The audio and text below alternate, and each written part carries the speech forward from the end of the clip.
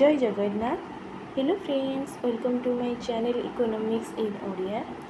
सांग मैंने आज वीडियो रे आम डिस्कसन करबा थियोरी ऑफ डिमांड कौन एवं तार कौन कौन इंपोर्टेंट एमसीक्यू रही जोटा तुम मानकर CPT exam 2024 point of view important. Video start होगा पूर्व मुझे रिक्वेस्ट करी कि वीडियोटी को शेष पर्यंत देखूँ, निश्चिंत आपंप हेल्पफुल हो एवं चैनल को लाइक करूँ, सांग सहित शेयर करूँ एवं सब्सक्राइब करूँ। ये वीडियो रे आमे मैंने टोटाली 10टी क्वेश्चन करवा सबुतिक लॉ ऑफ डिमांड क्वेश्चन रहिबो। क्वेश्चन सहित सहित आमे कॉन्सेप्ट मध्य क्लियर करी जिबा। प्रथमे देखिबा कौन ना what is law of demand, जोटा को आमे ओडिया रे कहि थाउ चाहिदा सूत्र। चाहिदा सूत्र कौन आपण मैंने देखि पारे इंग्लिश रे लिखा है कौन ना law of demand refers the inverse relationship between price and a quantity demanded, keeping other things remaining constant। तो ओडिया रे कहबा गले कोनोसी द्रव्यर दर वृद्धि हेबा द्वारा जोगाण बा डिमांड, आम डिमांड को ओडिया रे जोगाण कहि थाउ, कहि थाए ना ह्रास पाई थाए ओ दर ह्रास हेबा द्वारा जोगाण बा चाहिदा रे वृद्धि पाई थाए। तो आमे ताको कौन कहि थाउ ना लॉ ऑफ डिमांड बा चाहिदार सूत्र कहि थाउ। आपण मैंने देखि पारुथिबे तळे लिखा है जे कौन ना प्राइस इंक्रीज कले क्वांटिटी डिमांड डिक्रीज करुची एवं प्राइस डिक्रीज कले आमर क्वांटिटी डिमांड इंक्रीज करुची। तो कहबा गले कौन ना तळे प्राइस टा आमर बढ़ुची सेतବେଳେ कौन होची ना क्वांटिटी डिमांड कमुची, जेतବେଳେ आमर प्राइस टा कमी जाउची सेतବେଳେ हम कौन होची ना क्वांटिटी डिमांड टा बढ़ुची। एमिति कहबा गले कौन ना तळे प्राइस टा कम रहउची लोक माने अधिका डिमांड करछन्ती, जेतବେଳେ प्राइस टा अधिका लगुची लोक माने कौन करछन्ती ना डिमांड टा को कमे दउछन्ती। तो लॉ ऑफ डिमांड कहबा गले कौन ना लॉ ऑफ डिमांड शो करे कौन ना प्राइस आ क्वांटिटी डिमांड मध्ये थिबा रिलेशन को, जो रिलेशन टा को हमें कौन कहि थाउ ना इनवर्स रिलेशन कहि थाउ बा नेगेटिव रिलेशन कहि थाउ। तो चलो तमे देखिबा एटा को डायग्राम थोरे। तो आपण देखि परथिबे एटा होची लॉ ऑफ डिमांड रो डायग्राम, जोटा डिमांड कर्व को आमे ऑलवेज डाउन ऑन स्लोपिंग कहि थाउ। तो आपण माने देखि परथिबे एक्स एक्सिस रे हमर कोन रही छी ना क्वांटिटी, वाई एक्सिस रे रही छी हमर प्राइस। तो आपण देखि परथिबे पी ए प्राइस जेतबळे हमर रहूची सेतबळे क्वांटिटी डिमांड हमर कोन रहूची ना क्यू ए।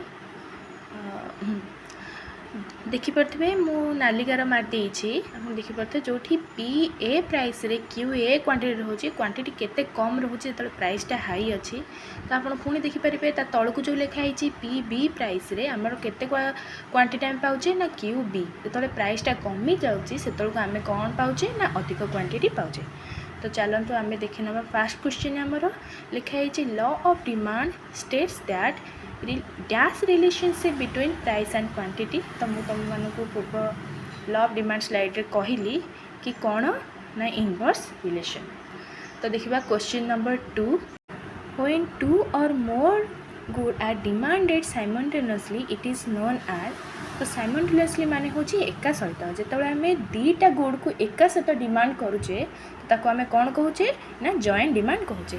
तो क्वेश्चन नंबर 3 देखिबा कौन ना the demand for normal good dash with an increase in income of the consumer. तो क्वेश्चन टाको प्रथम बुझिबा कौन लिखाई ना हमर कंज्यूमर इनकम इंक्रीज हेले तो हमर नॉर्मल गुड रो डिमांड रे कौन चेंजेस आसीबो। तो जितेबाला आमर इनकम इंक्रीज करुच्ची कंज्यूमर सेतबळे से नॉर्मल गुड को मध्य कौन करिबो ता डिमांड को इंक्रीज करिबो। कौन करिबो ना ता नॉर्मल गुड रो डिमांड को मध्य इंक्रीज करिबो। तो चलो देखिबा क्वेश्चन नंबर 4 कौन अछि। क्वेश्चन नंबर अच्छी increase in the price of substitution good leads to. तो प्रथम तो कहबा सब्स्टिट्यूशन गुड कौन ना सब्स्टिट्यूशन गुड होची एमिट गुड गोटे गुड जगह आम कौन करबा ना आउ गोटे गुड को यूज करिपरिबा। लाइक एग्जांपल होची टी एंड कॉफी, दीटा जाक हॉट ड्रिंक आम गोटे जगार आउ गोटे को यूज करिपरिबा। जदि आमको टी अवेलेबल न होची आमे मध्य कॉफी पी परिबा। तो कौन होला ना आमर सब्स्टिट्यूशन गुड रो प्राइस रे इंक्रीज हेले डिमांड रे कौन पड़िबो इफेक्ट ना डिमांड आमर कौन करिबो ना इंक्रीज करिबो। एगेन कौन कहबी ना तो सब्स्टिट्यूशन प्राइस इंक्रीज हेले आमर डिमांड मध्य इंक्रीज हम।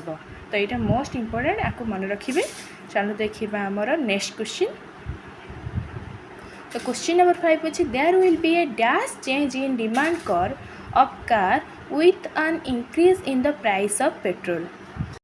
ये क्वेश्चन माने कौन ना आमर पेट्रोल एवं कार प्राइस रे इंक्रीज हेले आमर डिमांड कर्व रे कौन चेंजेस आसीबो।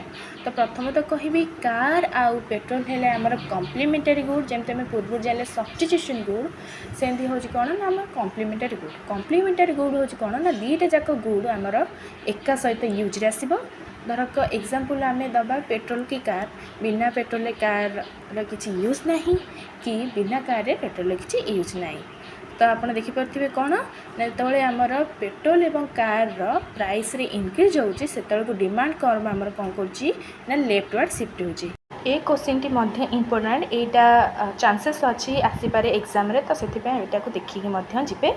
तो क्वेश्चन नंबर 6 होची which of the following is an example of complementary good. तो मुझे आगर तुम मानक कही सारी कॉम्प्लीमेंटरी गुड कौन तो एगेन कहीदे कॉम्प्लीमेंटरी गुड हूँ एमती एक गुड जोटा आम कौन ना दुईटा जाक गुड आम एक सहित यूज कर जमीक आम एग्जांपल ले पार पेन एंड ए खातार।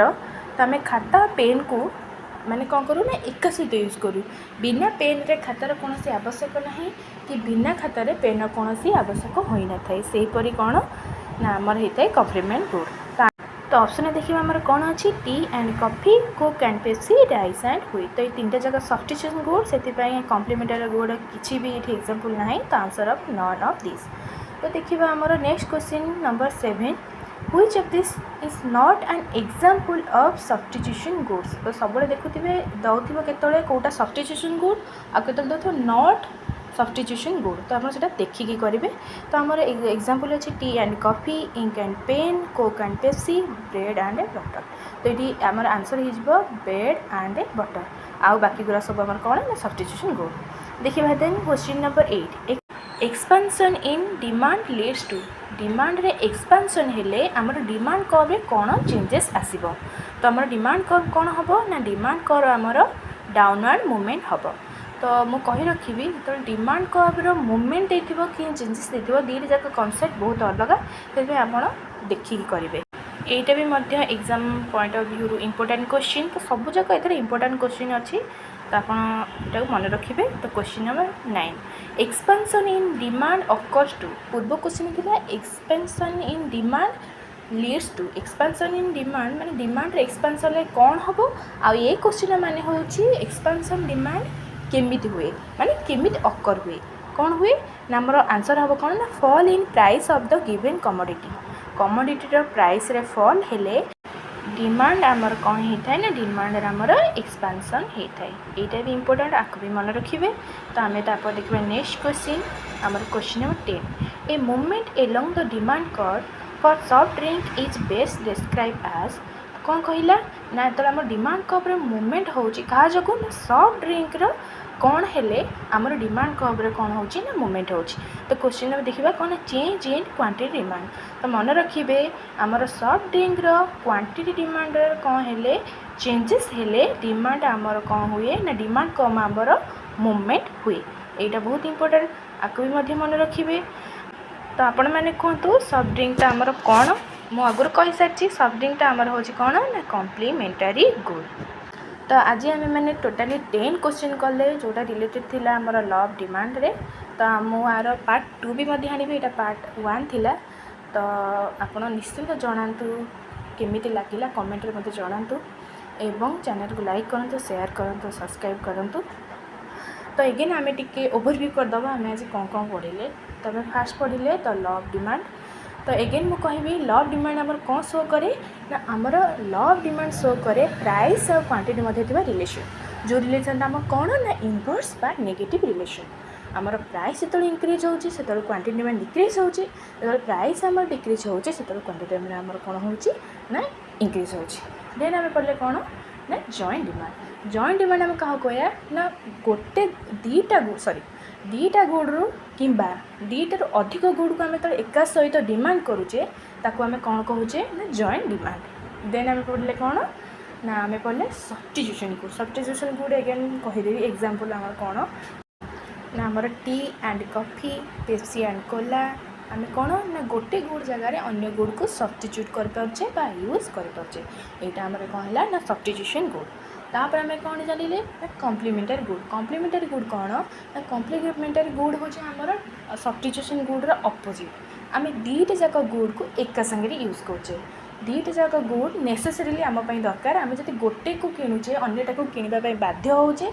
लाइक आम एग्जांपल नहीं पारिबा आमर जमती खाता कलम जमती बैट बॉल जमती कार पेट्रोल ये सब आमर सब्स्टिट्यूशन गुड। तो आज वीडियो पे एतिकी। तो thank you for watching. Last video देखि धन्यवाद। चैनल को लाइक करूँ सांग शेयर करूँ एवं सब्सक्राइब दिंतु। जय जगन्नाथ। आशा करुँचे सब पिला माने भलरे थिबो पढ़ापढ़ी करुथिबो भल से तुमर सीपीटी एग्जाम पई all the best for your exam. भल कॉलेज रे पाओ एवं भल यूनिवर्सिटी रे पाओ भल पढ़ मध्य। Thank you.